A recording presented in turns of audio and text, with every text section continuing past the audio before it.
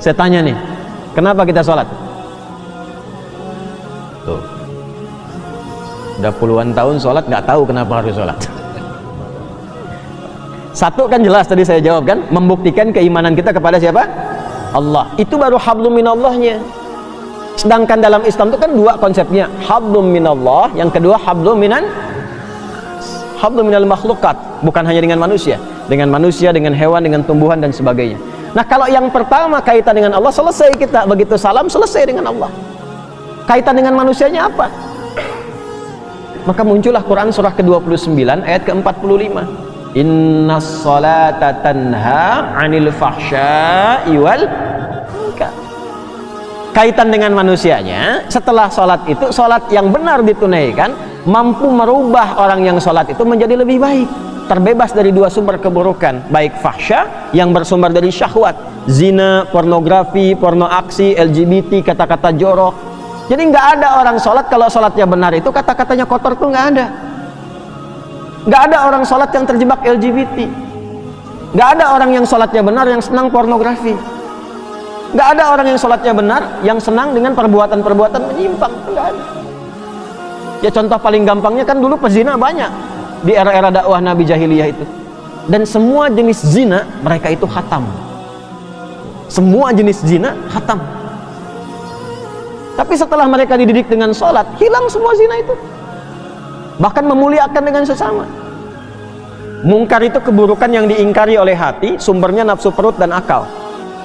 Nafsu perut itu karena terlalu lapar mencuri. Ditambah dengan akal, korupsi. Kan orang bilang kalau ayam mencuri, ya kan? Kalau lebih besar korupsi kan? Padahal sama-sama mencuri kan? Ya kan? Sapi makannya apa? Rumput. Nah, ada orang makannya aspal. Yang harusnya 7 cm jadi 5 cm jadi 2 cm gitu kan? Ya. Nah, itu mungkar namanya. Sehingga banyak rusak, banyak dicek-cek gitu kan?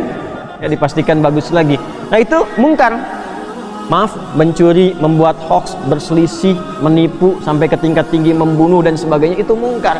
Orang sholat itu mustahil mengerjakan itu. Karena saat dia selesai sholat, dia sudah terkoneksi dengan Allah. Makanya begitu tuntas sholatnya, dia sudah merasa diawasi Allah, nyambung dengan Allah. Ya bagaimana orang diawasi Allah berbuat maksiat ketika dia sadar Allah mengawasinya? Itu yang dimaksud Quran surah ke-4 An-Nisa ayat 103. فَإِذَا قَضَيْتُمُ الصَّلَاةَ فَاذْكُرُوا اللَّهَ قِيَامًا وَقُعُودًا وَعَلَى جُنُوبِكُمْ.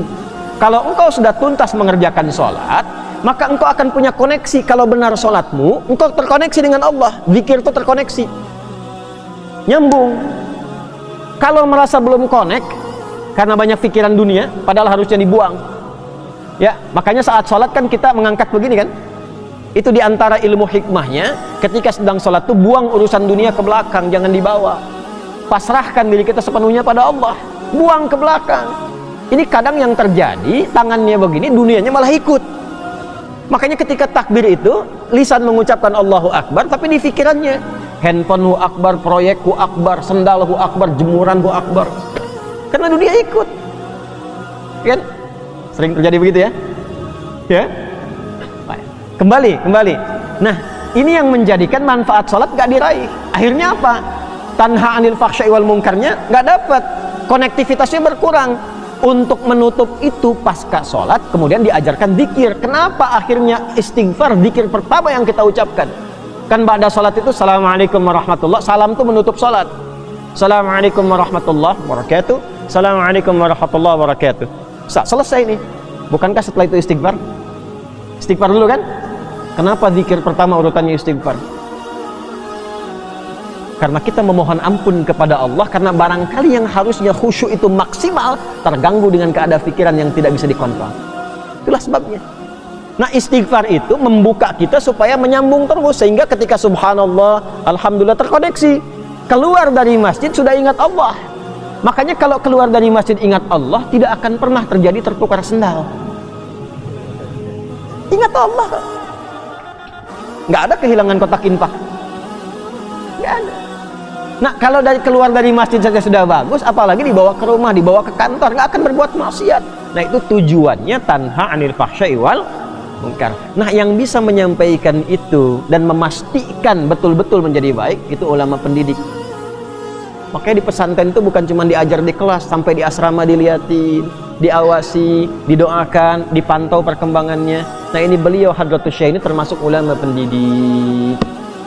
Bahkan memastikan setelah ketiadaannya pun murid-muridnya masih bisa belajar lewat karya yang dituliskan oleh beliau. Maka muncullah kitab ini, Adabul Alim wal Muta'allim, untuk mengajarkan kepada kita, kepada siapa Anda kalau ingin belajar.